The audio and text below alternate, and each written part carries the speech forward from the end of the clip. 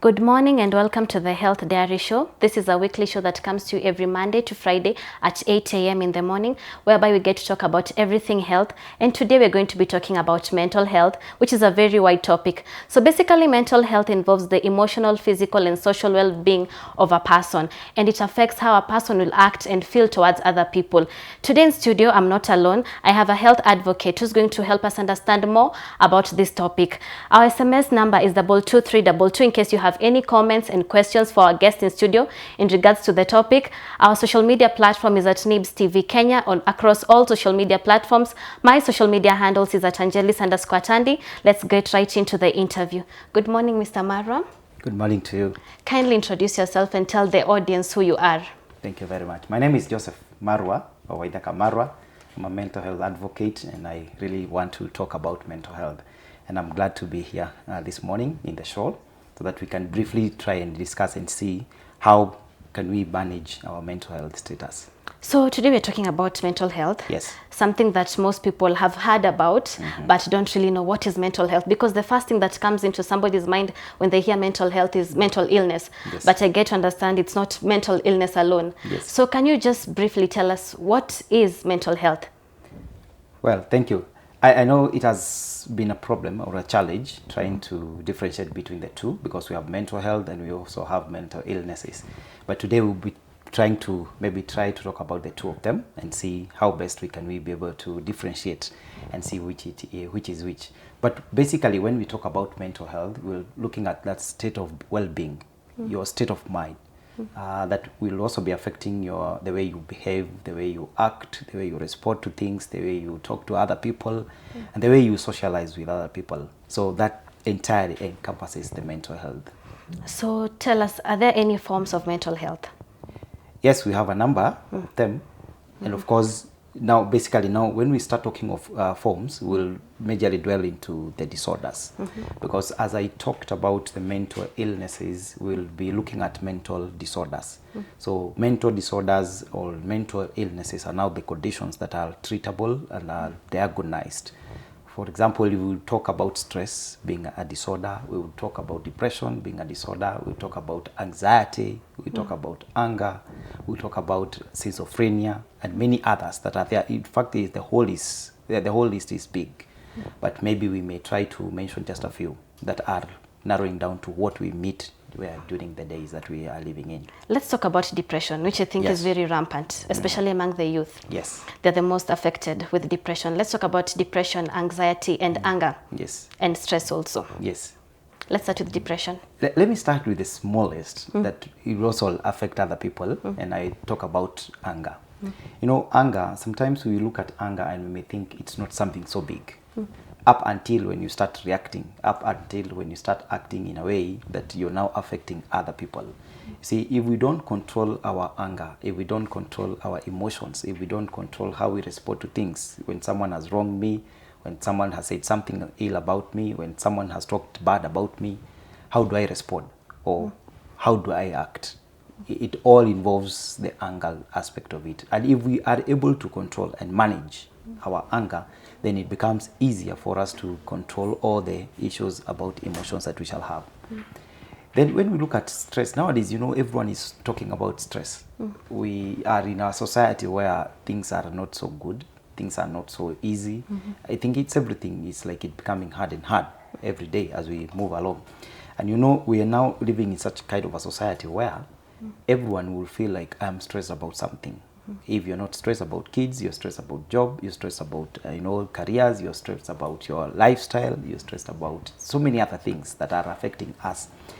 But why do we keep talking about stress when we can try to manage the things that we have? You know, it all narrows down to, first of all, the power of positivity. When I rise up in the morning, what do I tell myself? When you rise up in the morning, what do you tell yourself? Amidst of the challenges that we have, and there's no way our society will lack challenges. There's no way our society will be free of the challenges and the difficulties that we are meeting today. But how do we cope with them?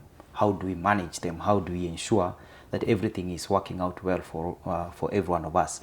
And much as we meet these challenges in the midst of the difficulties that we encounter every day, how do we look at life and how do we progress with life? So it all amounting to so many other things that we must look at towards the positivity of it all, so that we avoid this issue of I'm stressed up. Every day I'm stressed up, I'm worked up, I'm exhausted. It becoming more or less like what you confess. If I start confessing that I have a stress, I'm stressed up, I'm worked up, I'm tired of life, and so many other things, then it will start building up with you. And then by and large, you'll find that you're not taking life as you should have taken it. And it becomes, a bit more difficult for you to solve and work around in life. So is it proper to say that mental health moves in stages? Yes, it is. It is, because, it grows from it will grow from something small. Perhaps today I'm worked up because of something small. If I don't take care of it, tomorrow it becomes a big bother. If I don't take care of it, the other day it becomes a big bother. By and large, before we even realize, it has become a menace or a challenge so huge that we are not able to cope with, or we are not even able to work around it. So we must try to look at what is this that bothers you? What is this that gets you concerned? Then how do we manage and how do we try to narrow down and make sure that it's not becoming a big challenge that we can solve? Yes. So I started by saying that mental health is all about emotional, Yes. physical and social well-being of a person. Yes.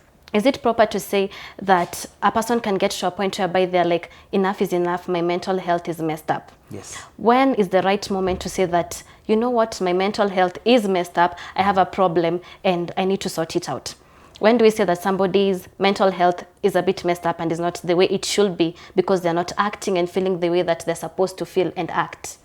Well, it's a bit more hard. We may not be able to say at this particular stage, but what I would say is, if I reach to a point and start feeling I'm no longer the same that I used to be. You see, previously we were talking here and we said that sometimes we go through depression and sometimes we go through issues of mental health, and you start feeling that the person is no longer the same person. Maybe this person used to be a jovial person, no longer jovial.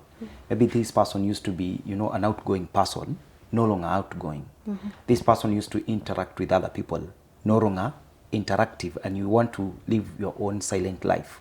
So up until such a time when you start feeling like the person is not leading the life that they used to live, then it's a moment of getting concerned. And nowadays we've been used into this statement of my life, it's my life, It's my ama life. maisha yangu. But nowadays I keep telling people it's no longer the same as we used to take that simple statement lightly as it was. So if I say it's my life and you don't get bothered about it, by and large you may lose me along the road. But if I get concerned with you, yes, it is your life, and of course it is your life, and I know it is your life, but then if you're not acting the way you are acting, then it's a point of concern. I should start getting concerned. Why is Angelis no longer the same Angelis I knew years ago, or days ago, or months ago? Because now you are acting in a different way than you used to do. So that point itself, it's one way of getting concerned with you and getting to know, maybe perhaps there's something that we can talk about, perhaps there's something that we can solve. And nowadays, there are some of the issues that are affecting people that we just need to talk over. If we sit down and talk over it, then it becomes no longer a bother. But if you silently die within yourself with it, an issue that you're not talking about, an issue that you're not getting addressed, an issue that you're not even telling anyone else, but it is bothering you within you. So you have a heavy burden, and you'll always be feeling that like my heart is so heavy, but I'm not finding someone to talk to. Well, we don't say so much blame people, because again, on the other hand, for you to talk about an issue, then you must first of all develop a trust. I must trust you. You must be able to trust someone. Yes, I must trust you so that I can tell you my piece of information or peace of mind. Because I'm also looking towards an issue whereby if I come and tell you my issue, and then you go and talk over the same issue with someone else, I won't feel safe talking about my issues. In fact, it will even now become more burden than it was. And it was before. Because I will always be feeling like I wish I never told you. Or the whole world knows I'm suffering from this and Yes, that. and you see nowadays we are even living in a world of where the social media has also worked out very well. But on the other hand also, we realize that technology and social media is also affecting people more than it used to affect. Because if my issue goes viral, and it's something maybe I had held for some time within my heart, but then it has come out and it has gone viral. So again, it starts affecting me. So what it will do is that it will not solve my issue, but it will make me more sink more deeper into the problems that I was having. So that way, again, we must look at how do we balance social media, technology versus mental health. Speaking about social media, it's Yes. no longer news. Nowadays, you just wake up, you open your Twitter account, and the first thing you see, a college student has killed his lover or her lover because of relationship issues. Yes. Do you think that mental health is targeting the youth more than adults? Or do you think it's just a phase? Because nowadays you'll just watch a news program and out of the 10, 15 items, 3 will be because somebody committed suicide, somebody killed his lover or her partner or his partner. Do you think mental health has become a norm for the youth especially, and it's not affecting the other age groups more than it's affecting the youth? And if it's affecting the youth, then why? Like, why the youth? All right. Well, I would say mental health knows no gender, knows no age, knows no limits and careers. It cuts across everyone. Now the challenge is, if you look at our forefathers, our fathers and our forefathers, for them we may feel like it's not affecting them, but you see, for them they have seen so many things in life, and perhaps they have learned how to cope with things. Now the challenge why we have so much challenges within our young people and within the youth fraternity, it's because perhaps we have not taught them how to cope with issues.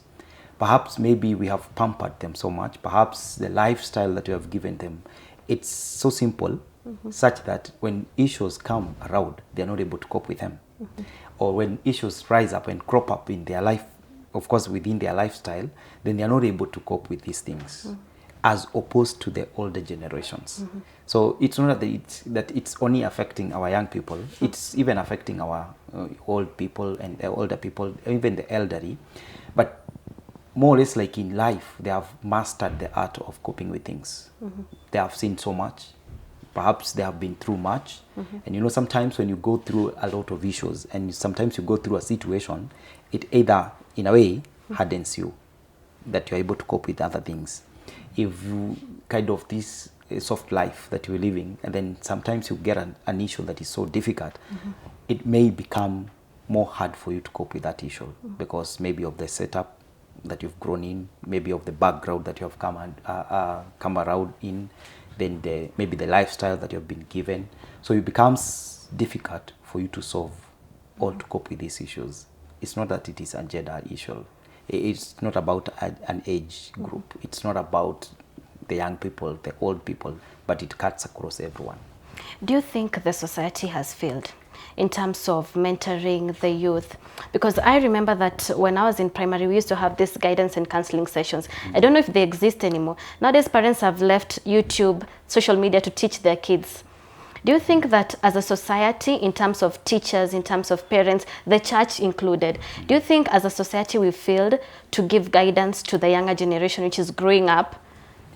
Well, if we look at the concept of the mental health itself, and we look at how have our churches, the community, the people around the schools, how have we taken the issues about mental health? Have we reached a point whereby we are looking at mental health as a menace or as a problem which is societal? And if we look at it on societal terms, are we looking at how do we then solve, or how do we then cope around with these things? Because if we take it as a societal issue, then we will join hands and not individualize it, but now let it become a communal thing. If we are able to tackle issues as a community, as a family, as a church, as a school, as an institution, as a company, it becomes easier than when I would tackle it on an individual level. Now, I wouldn't say 100% that the society has failed, but yes, it has also played a role in terms of the way we see so many issues about mental health. Why? Because there are days that we wouldn't talk about mental health.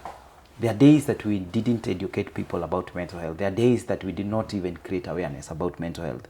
And you would want to see someone who has a mental challenge, would either think they are either going mad, or they are destabilized, they are, they are not intellectual, so many things. We'll be mentioning about myths. So many misconceptions that have been there. And maybe we never took mental health as serious as we are taking it right now. Days were there when this issue was still there, but we would not even get concerned about. I'm glad now that even the government itself has even developed a policy that is going to run for about 15 years, talking about mental health. And how do we seek out for help? How do we create awareness? How do we ensure that people are aware of what is happening, so that we differentiate mental health from madness? We differentiate from things and so many other means and misconceptions that we have had, so that we don't find a person that is mad and we say this person is mad, or these people are mad, and they can never get help, because every one of us can get help if we all join hands and try to tackle this issue as an issue that is affecting our society today. You've talked about misconceptions, but Yes. before we get to misconceptions, we're going to take a short break. We'll be right back. Keep it Health Diary.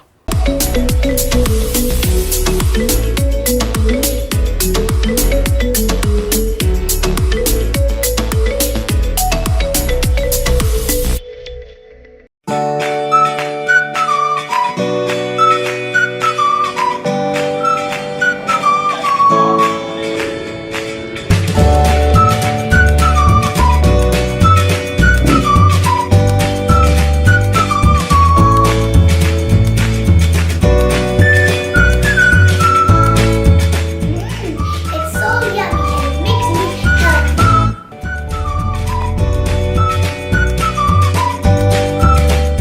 It gives me strong bones and lots of energy. Drink hard every day, then not blood pressure.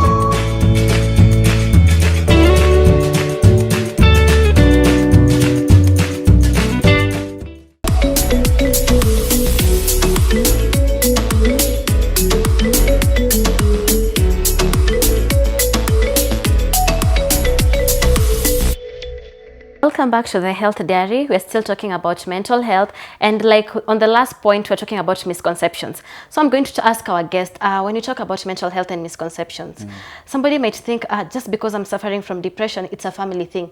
And people at school, people at workplace might tell you, your aunt used to suffer from this, so maybe it's a family thing. And somebody might even get discouraged from marrying from a certain family or tribe because they have a history of people suffering from depression, anxiety, schizophrenia, eating disorder. So tell us about misconceptions surrounding mental health. Well, it's true, and it's unfortunate that we sometimes have a lot of misconceptions here and there. But what I would want to say is that, first, mental health is not hereditary. It's not that because I've been born in a certain family, I must get, because maybe someone in our family was having or was suffering from a mental health condition. So it's not a hereditary thing, but sometimes it comes around maybe in life because of so many other factors that are affecting or that are causing mental health issues. Now, for example, if we try to look at what causes mental disorder, because there are some that are drug related. Maybe someone has taken drug for some time, then finally it leads you into depression. Perhaps a certain situation has happened which has weighed you so down, and then you now from there develop a condition. When we are looking at issues like depression will always be caused by something, and we must look at what is the antidepressant then. Because if, for example, I'm going through depression, I don't just wake up one day and find that I'm depressed. It's something over some time has come. It's something over some time I have developed. So what is this that is causing that? So that we don't look at, say, the entire thing and start saying that maybe because you want your aunt, because your uncle, because your parents, or because your brother, because your grandmother, or someone in your family was having this, then you're also about to have it. So it's a misconception that we must also look at. Another thing that we also find people thinking is that those who are going through issues of mental health, they are mad. You know, they are not intelligent. You know, they are people who are not stable in life. They are people who are not able to think right. You'll find that there are people that are going through mental conditions. And when they are sobered up, those people are very intelligent. They're very sharp, they're very wise, you know, they are very sober in terms of even making decisions. You wonder that sometimes people make decisions and you wonder whether this person is the same person that had seen a few days ago. It's only that because when someone is suffering through a certain condition or a certain mental health condition, we may look at them and we feel like they are not stable. They are not in their right mind. And for sure, when someone is in a mental health condition, you're not in your right mind. And that's why we talk as little as anger. When you are angered up, you're not in your right mind. You're not okay. You're not, because, and that's why you fight. Someone is overreactive, or you act and you do things that you're not supposed to do.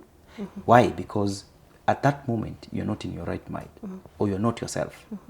And that's why sometimes you had asked this previously, that you find that people, lovers are killing each other, you know, friends are killing each other, families are killing each other, because they are not themselves. Perhaps anger rose and they were not able to control it. So when you, whatever is near is what you take. I think and sometimes we regret later on after something has happened. So these are challenges that we must also try to cope up with, and of course try to look at how then do we best deal with them as they crop up. I think it's proper to even say that it's okay not to be okay. Yes, it is. Because I think most people feel because they are depressed or they're angry or they're not performing the way they should be performing, either in school, at their workplaces, then they are like the worst people in the society. Yes. I think people should be able to accept that if I'm not okay, it's okay to slow it down, to not go through my normal routine and actually seek help. And I think that's what is lacking in the society. People don't want to open up. They don't want to say that I'm not okay. Something is wrong with my mental health. I'm angry. I'm depressed. I'm stressed up. I need time to not be in my normal circle and take time and just be free and vent it out. I think people are also holding things in. They don't want to let it out. Somebody is not comfortable speaking to a counselor. Yes. Because you being a health advocate can attest to this. How many people book sessions monthly just to speak to counselors? Not because they have mental health issues, but just because they want to know if they're okay. How many? Very few. Very few. Very few. In fact, it's a countable number. Of course, depending with the population that we have, like here, depending with that, and of course, looking at how many books, I may not be private, so much private to the numbers, but I'm sure there are very few. But again, we may not so much blame people, even the society itself. It's because how have we handled issues in the recent past? How have we handled issues when they crop up in our society? How have we told people? Perhaps people are not aware what we should do. Or perhaps people are also fearing what should happen if my information goes out there. Perhaps we are not so much okay in trusting and in believing in someone. So if I would want to see a counselor, so I must first of all build some level of trust. I must also build some level of confidence that when I go there and I talk over my issues, then it's going to be handled and handled well, professionally, and of course confidentially, because I'm fearing if my information goes out. And of course, partly, if I say I can mention at this point, we also find that most of the people who are affected are men. Not that ladies are not affected. Men don't like but opening because, up. you know, ladies are good in talking. You walk out there, you find your friend, you don't want to even care about trusting, but you talk over usually. For us, our society has brought us in this sense that we are men. We don't cry in public. We don't, you know, talk over issues in public. We don't want to let people know our weakness. We are these strong people, but strong outside, inside dying, and inside weak. Because not one time you will find, yes, we are very strong here, but let you go in your silent or in your private house, and you find that gentleman crying. Why? Because at that point is when they are breaking. But outward here, they want to come out very strong, and they are the men. We can do it. We are not so weak. We are not, our society has brought us that way and has shown us that way, right from the kids setup. We've grown knowing that men, even today, we tell them, even our young people, our young kids, we tell them, men don't just do this. Men don't cry. Men don't cry. You, baba, wacha kulia, because men don't cry. What are we building on that child? Even when this child shall have issues later in life, he'll always be remembering, men don't just cry, and men don't just talk over issues. We are bold, we are strong, we are the men. But now, deep within ourselves, we are a dying people. We are a dying generation, weak generation that is not able to, cope and deal with things. And that's why you find a lot of suicidal issues, a lot of, reactions. People are angered up. Sometimes people are angered. They just want to release that anger. They overreact over other people. Not that this person wanted, but there is something in that person, and the only way to do is when they can release it on someone. So whoever is near there, if it is a wife, the wife is in for it. If it's a child, the child is in for it. If it's your friend is in for it. If it's your colleague is in for it, because you just need somewhere to release that anger. If we don't control that, if we don't manage it, then it becomes a big challenge, and it becomes an issue in our mental health. Let's stretch on a keyword that you've said. Yes. Suicidal thoughts. Yes. Is social media the best place to vent out when you have depression, when you have stress, when you have anxiety? Because through research and case studies, it has been found out that most mental health patients end up in suicidal thoughts and eventually committing suicide itself. Do you think social media is not a safe ground or a safe place for a person who is feeling that mentally, socially, physically, I am not okay? What should you recommend as a form of treatment? Well, a very nice question. And of course, I know it brings a lot of discussion. Right this morning, before we came here, I was talking to a certain group of students, and I was asking them about mental health versus technology. What can we talk about it? And it's good to hear a few concerns about people. You know why? Social media, it's a very nice tool, because today we are looking at the power of social media. Today we are looking at the driving force that is there in the social media. But now, how about the negative side of it? What is it causing when it comes to mental health issues? So when I go over there, maybe I'm trying to seek for help, and I post something about myself, then what are the reactions that will come out?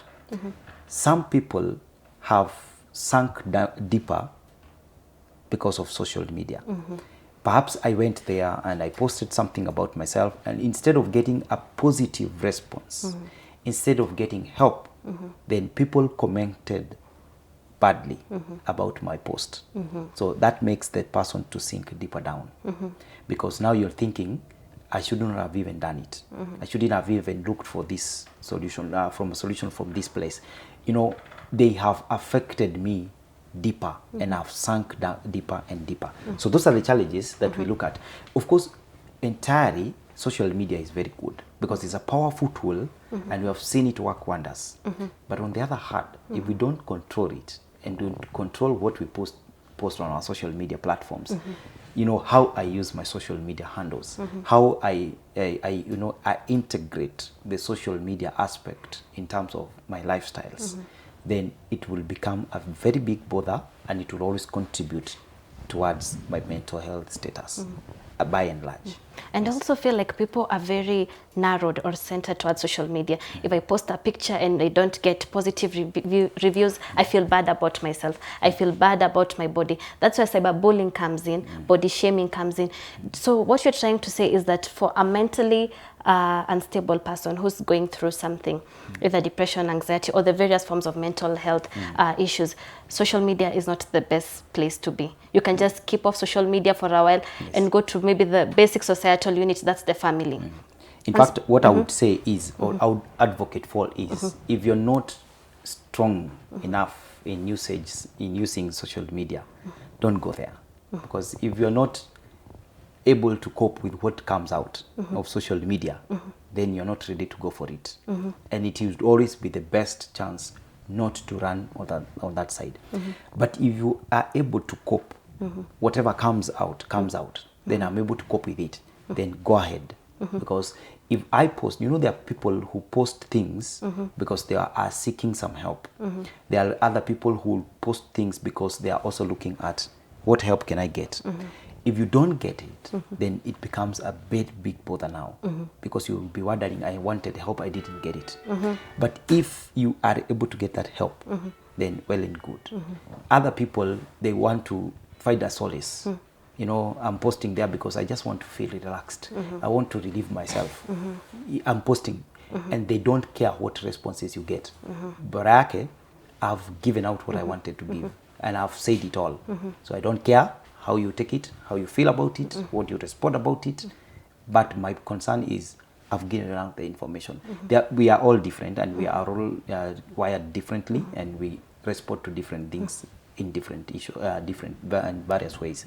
So social media, well used, it becomes a very strong tool. Wrongly used, again, it becomes a very bad tool. It can either build you or destroy you. It can destroy you very badly. Let's talk about the support system. Yes. For a person who's going through mental health issues. Yes. Let's start with the family, which is the basic unit, before we go to the government. Yes. What should the family do? You've seen that your daughter, your son, your nephew, your niece is going through something. They're depressed, they're stressed from whatever issue, either schoolwork, their love life. What do you think that as a family, what should you do as parents? Let's start with parents before we go to the society, to the church, then to the government. All right. I start with a very basic thing, love. Love, we normally say love is the strongest force in the world today.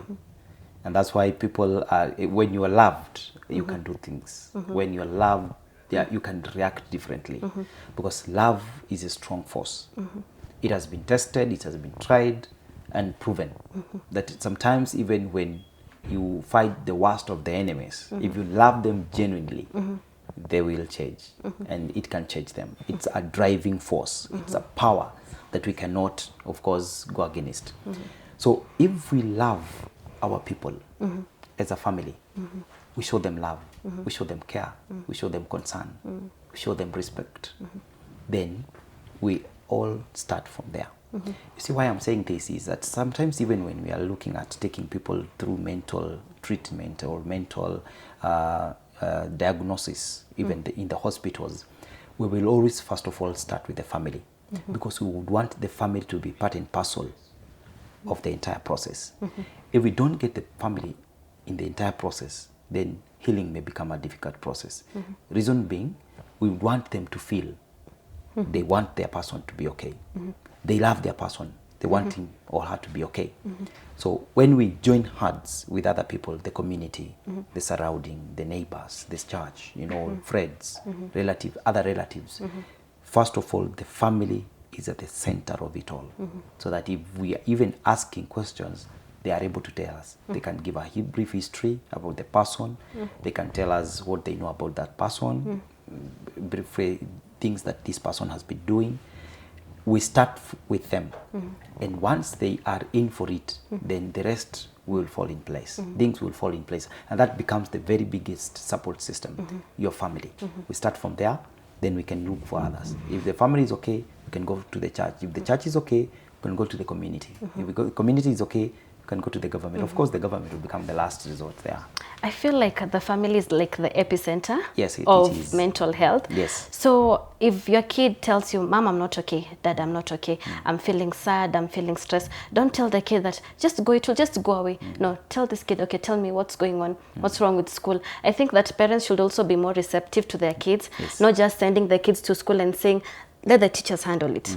Let the teachers handle it. Let the Sunday school teacher handle it. As a mom, as a father, be there for your kids. Now let's talk about the biggest institution whereby you have the problem also, the government. Yes. What's the government doing? That's the big question. What's the government doing? Are there helplines? We know there are helplines for the police, for ambulances, but if I'm not okay and I'm sad and I feel like crying and I want to talk to someone, is there a hotline number that I can call and actually talk to someone? Somebody who will listen to me for hours as I cry? Yes.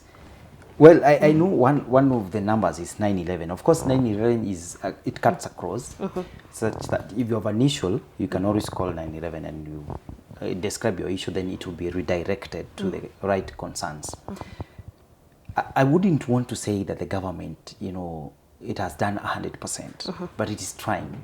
It's trying because previously, a few years ago, the government had not, embraced mental health as a challenge. It has not embraced mental health as a menace. But I'm glad the former government, under the leadership of our retired President Uhuru Kenyatta, they were able to sit down as a committee and come up with a policy. A policy that is going to run about 15 years. It's starting from 2015 to 2030. So the work of that policy is to ensure there are measures, there are mechanisms, there are chances of how we can deal with mental health as a menace in our country. Why? Because they realized there are a lot of cases being reported every now and then. If you hear there is a domestic violence, perhaps it's narrowing down to a mental health issue. If you hear there is a disconnect within a family, perhaps it's also narrowing down to a mental health issue. So when the government looked at it entirely, then they felt it's good to come up with a policy that will be there for years and for ages. Well, we may be building up on it, or we may be changing a few things here and there as things come up and as things crop up. But the biggest concern is that the government is nowadays supporting issues about mental health. You also know there is a facility, like we have one renowned Mathare here that has always been there. But when we hear of the word Mathare, what do we think? Mental illness. What comes up in our mind? Mental illness. Mad people. Mad people. That is what comes in our mind. But why would we think of mental health as madness? It's not madness. It's just a condition. So I remember we had a case of someone who was referred to go to Mathare, and the biggest concern was, I am not mad, because even the person himself knows Mathare is for mad people. Mad people. So I am not mad. Why am I being referred there? Recently, last year, I had a case here of a parent who was asking, not even a student here, but a parent was asking, where do we get a certain referral for a certain condition? And in the hospital, it was recommended Mathare. But then the child is saying, I'm not mad. And for sure, if you take that child there, you will affect the mental status of that child, because he may be okay and healed the condition, but then he may develop another one of the mental status, saying that I am not mad. Because of the environment. The environment itself, like we said, where you grow in and how you grow in, the background you're in, the environment you're in, it will affect your status. And mental health, it's all about the status of our mind. If I'm not okay, it can be caused by an environment, it can be caused by my friends, it can be caused by the things that I'm going through, or it can be caused by so many other factors. So if I am not mentally okay, then it becomes a center of concern. So where you take the person, we must also get concerned, even in the hospitals. And that's why I'm giving an example of, if you talk of Mathare, what comes in our mind? Crazy people. Crazy people, they're mad, they are not okay, they are not stable. Those ones are, their heads are not okay, their brains are not okay. So many things, and so many things that we'll think about in life. But I wish we would take mental health as a big concern and look towards how do we cope with things. If someone is not okay, like we say here, it's not okay. It's okay not to be okay. If someone is not okay, how do we help that person to be okay? You wake up, and each one of us goes through this piece of life, this piece of this status in life. You wake up one day and you're not okay. It does not mean that you're mad. It does not mean that you're depressed. No. But there's a level of, I'm not okay today. And sometimes you either not okay to talk to people, you're not okay to come to class, you're not okay to not to come to work, you're not okay to attend a certain event.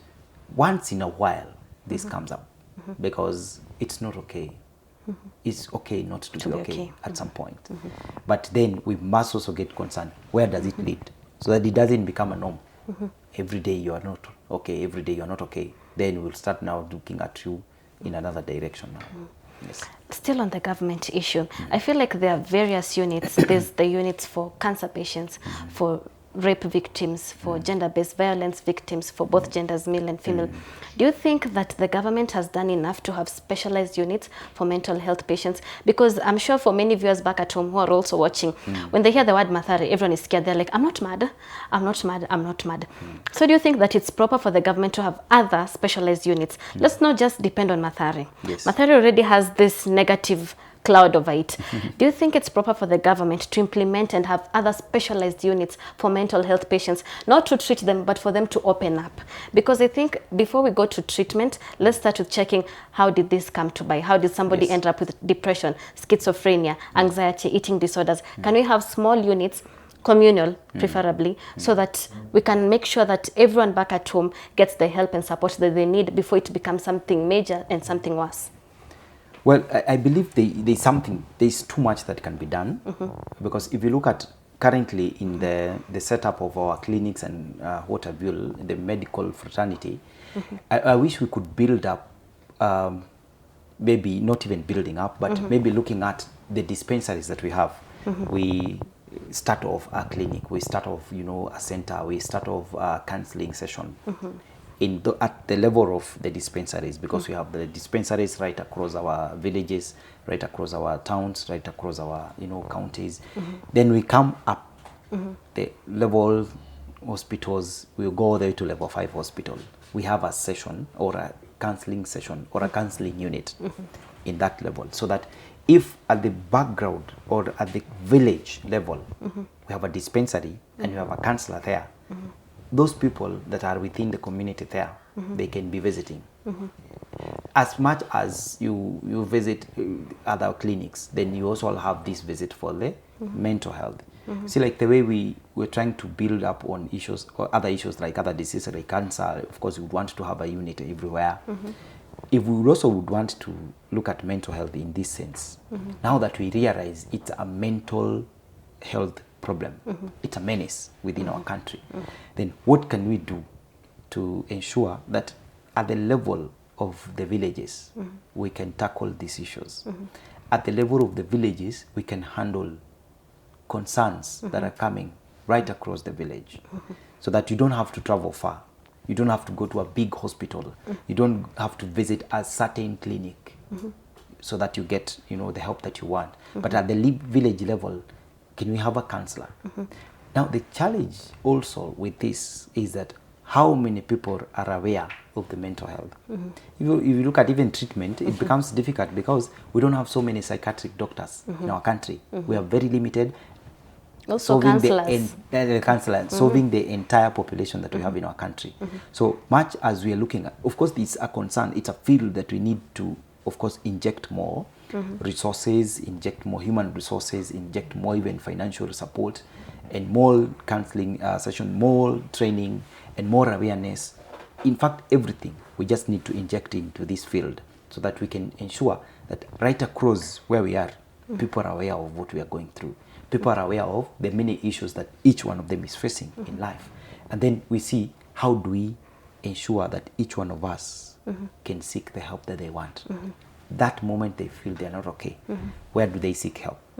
A lot of people are having these issues, but they do not know what they want to do. They do not know even what they want. Some want help, but they don't know where to get the help. Yes. I also feel like just having a mental health awareness month is not enough. We should be having a mental health awareness week for every week of every month. Because just having 1 month out of the 12 months in a year is not enough, because it will just be that 1 month and people will forget about mental health again. Yes. That brings me to post-care of mental health patients. Now, after I've gone through counseling, I've gone through therapy, what next? Will the society accept me back? Assuming you had schizophrenia, which is more mental, and you happen to even commit crimes, murder even, you've already paid for your crime. Why will the society accept you back now that you're okay?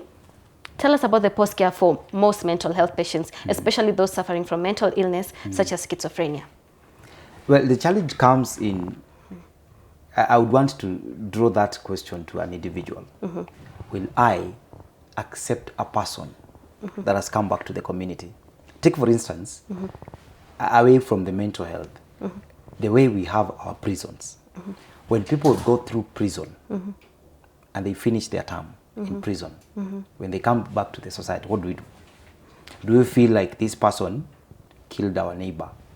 Do we feel like this person stole our items and he has come back? Do we feel that way? Or we look at this person has reformed?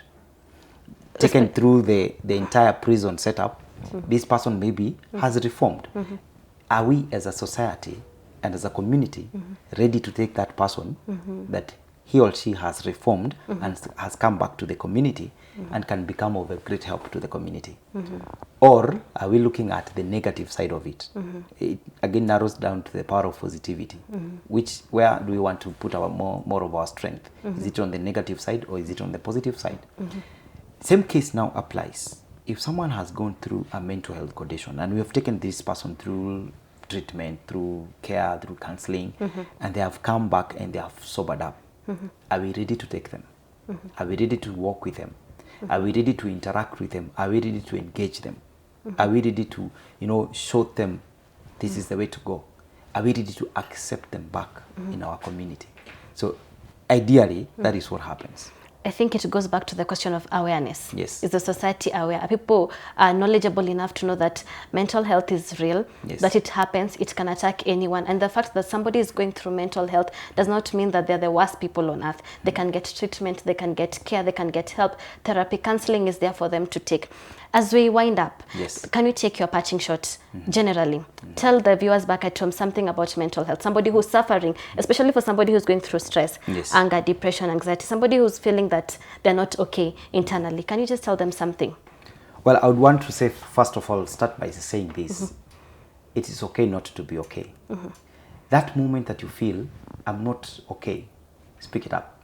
We don't have to die and, suffer in silence. We don't have to die and, of course, get so deeper and deeper into our issues only because I don't want to talk. But if I can talk of any issue that I'm going through, whether I'm going through depression, whether I'm going through anxiety, whether I'm going through anger, whether I'm going through stress, schizophrenia, or any other kind of a mental disorder, even the bipolar disorder, then can I seek help? And if I seek help, can I get the help that I want? Number two, I'm also looking at the community at large. Are we ready to support people? Are we aware of what people are going through? Are we there to help people? Are we there to assist them? Are we there to support them? Or are we there just to break them up? Because if someone raises up their concern and says what they are going through, what are we, me and the other person, as a community, as a society, what are we doing about that information? What are we doing about that person? Am I there to support this person go through the process and, of course, emerge victorious? Or am I there to see this person sink deeper and deeper by what I talk about, by what I show them, by how I react with them, how I respond to their issues? There's so much. And I wish as a community and even as a society at large, we can come to a level where all of us are aware that there are mental health issues and mental health is real. It is there. It is affecting everyone. It doesn't know gender. It doesn't know age group. It doesn't know your careers. It doesn't know your working class or not working class. It doesn't know whether you're a school student, a school kid.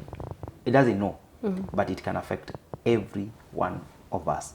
But let us be aware that when it happens and when things are happening within our life, then we can seek help and we can be talking over issues and we can get the help that we want. That is what I would want to say.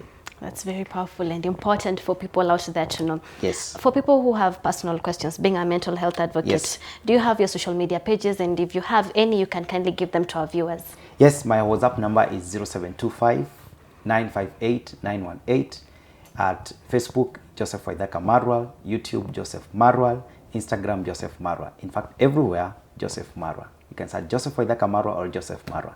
Thank you so much Reach for your out to me. time. Thank you so much for your time. It has been a very healthy Yes. and productive conversation. Yes. For our viewers back at home suffering from mental health, you are angry, you are depressed, you are stressed, don't be afraid to speak out. Speak out and get the help that you need. He's an advocate here. He's given out his social media handles whereby you can reach him through. Also here at Nibs TV, we are giving you that opportunity. Our social media handles is at Nibs TV. My social media handles is at Angelis_Atandi. This has been the Health Diary. See you next week talking about a different health matter. Good morning.